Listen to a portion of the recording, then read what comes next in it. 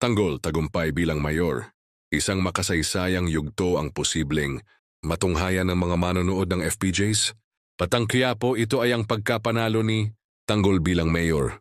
Mula sa pagiging simpleng batang kalye na lumaban para sa dignidad ng mga naapi, umangat siya at kinilala ng mamamayan bilang bagong pag-asa ng lungsod. Ngunit kasabay ng kanyang tagumpay, mas tumitindi rin ang mga pagsubok. Hindi natatapos ang laban sa eleksyon, bagkus mas lalo itong nagiging masalimuot sa mundo ng politika. May magbabalik din na mga kalaban na minsang natalo ni Tanggol at posibleng muling bumangon para hadlangan ang kanyang pamumuno. Mas malaking kaaway. Hindi lamang lokal na politiko ang haharapin niya, kundi mas makapangyarihang puwersa mula sa mas mataas na antas ng gobyerno, dahilan sa pagpasok ng mas marami pang karakter.